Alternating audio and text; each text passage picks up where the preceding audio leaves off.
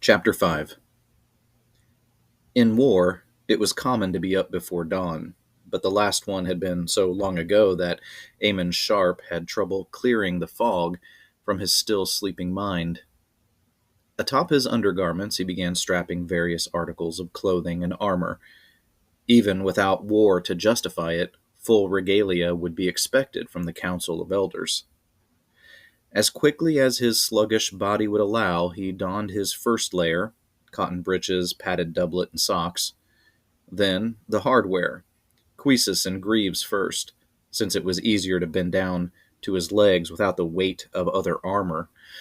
Next, his breastplate, forged of darkened steel and boasting intricate etchings intertwined with ivy and runes. And then vambraces and gauntlets for his arms, gleaming with a polished finish. Lastly, the finishing touch, a deep burgundy cloak, fastened with a gold clasp fashioned in the likeness of Illyrian's soaring spires, a symbol of both his military rank and the city's pride. He left his lavish chamber and entered the narrow hallway, illuminated by lanterns every few meters, and silent except for the clattering of his sabatons on the stone floor. He wove down the tower's staircase, seeing no one until he reached the end of the stairs, where a guard stood at his post. Sharp nodded at his subordinate, who saluted back, and continued down the next hallway, this one broader and more opulent. Red and gold banners hung motionless between the tall, arching windows. Another staircase, this time upwards, and Sharp found himself standing in front of massive, thick doors, many times taller than himself. Two more guards were posted on either side, who, at Sharp's nod, grabbed the brass dragon handles and pulled the doors open with a loud reverberating creak as the ancient hinges struggled with the sheer weight. An elaborate red and gold pattern of triangles sprawled across the floor of the large circular receiving room. On a dais at the far end, the 5 elders of the council sat in their purple robes at a long table that curved with the room. Sharp was uncertain as to their ages, though he estimated them all to be past 40. The man in the middle, Prelate Augustus, was considerably older, and despite his skeletal look, he radiated a palpable strength. Sharp would put money on him before half his garrison in an arm wrestling contest. "General Sharp," the prelate greeted. Sharp bowed his head in deference. "Council members, I assume by the early hour that my summoning has nothing to do with my monthly report." Prelate Augustus answered by simply getting to the point. "There was an occurrence last night." "An occurrence? Shades?" "No," the prelate replied, faintly irritated. He looked to the person at his right. "Council member Octavia?" Octavia cleared her throat. "Last night, 3 of us simultaneously felt a disturbance, something akin to an earthquake in the magical energies of Viridian." "It must have been pretty substantial for multiple people to sense it," Sharp stated. Another member, a squat man on the prelate's left, confirmed this. "We weren't the only ones. There have been numerous reports since last night of other magic users who felt it as well." "Is Illyria in danger?" The prelate brought his eyes back to Sharp. "We don't know, which is why we summoned you. We would like you to find the source of the disturbance." Sharp blinked a few times, processing this. "If you'll forgive my ignorance," he began. "How? I've never touched magic." Octavia broke a small smile and stood up. "I will be coming with you." Though she seemed sturdy enough, she had more meat on her bones than the prelate. Sharp found himself recoiling at the idea. "Again, apologies, but you are safer here in the center spire than out in the city, let alone out of it." Octavia closed her eyes and breathed. "I am the only one out of the 3 who can track its residual eddies." "I cannot guarantee your safety."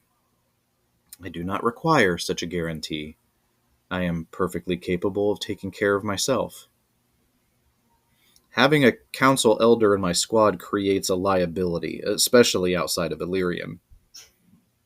Prelate Augustus interrupted. This is not a dialogue, General Sharp. It is a command.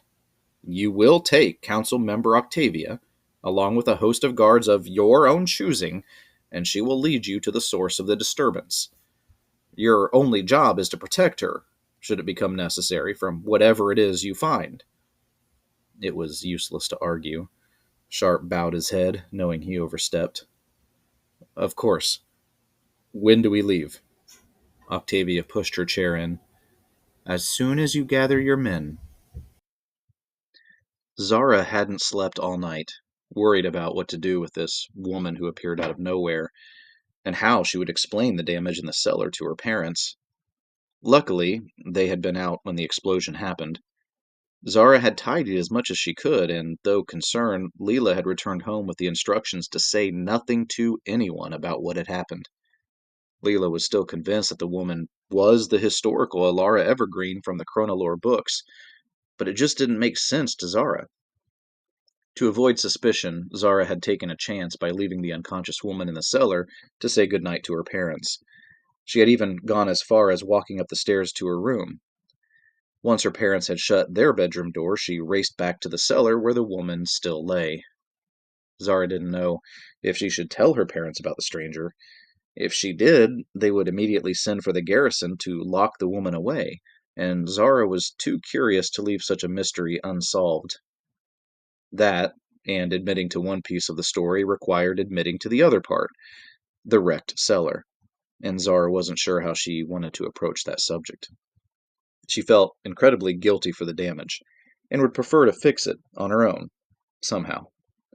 So she sat, frozen with indecision and pondering her next move. A cough from the stranger broke her out of her musing. The woman stirred. Zara dove for the cane and added the serving tray this time as well. Holding the tray like a shield, Zara took a wide stance and made sure she was near the cellar steps in case a quick exit was necessary. Who are you? Zara demanded, unconsciously lowering her voice to sound more intimidating. The woman pushed against the earth and settled slowly into a squat, her back arching down weakly. She took a couple breaths, one of which caused another cough, and she pinned her hair with her ears. Finally, she turned her head toward Zara, revealing dark green eyes. Who are you? She replied, with a thick accent that Zara had trouble understanding at first. The woman looked at her surroundings. Where am I? Is this Valerius's idea? To sequester me away in an underground dungeon? This isn't a dungeon, Zara corrected. But at the first sign of trouble, I promise you it's where you'll end up. Now, where did you come from? The woman rose to her feet shakily, using the pillar to steady herself. Once she felt confident that her legs would hold her, she answered, The last thing I remember is Valerius and Isolde weaving a holding spell around me. Eldrick must have been behind me because something stung me in the back, and the world warped and stretched around me. She looked at Zara. Where are they? I don't know what sort of mind game you're trying to play, but I get enough mud slung at me at school. I don't need more. All I know is that my friend used her proxy to open a crystal ball, which exploded and ruined my parents' cellar, and you appeared out of nowhere. The woman looked more closely at the damage as she considered this. Eldrick, she grumbled to herself. He must have trapped me in a contemplation orb. How did your friend free me again? Zara tightened her grip on the cane and raised it higher to remind her captive who had the weapon. She used her proxy, painting. The woman's face scrunched up in confusion. Look, Zara proposed, pointedly.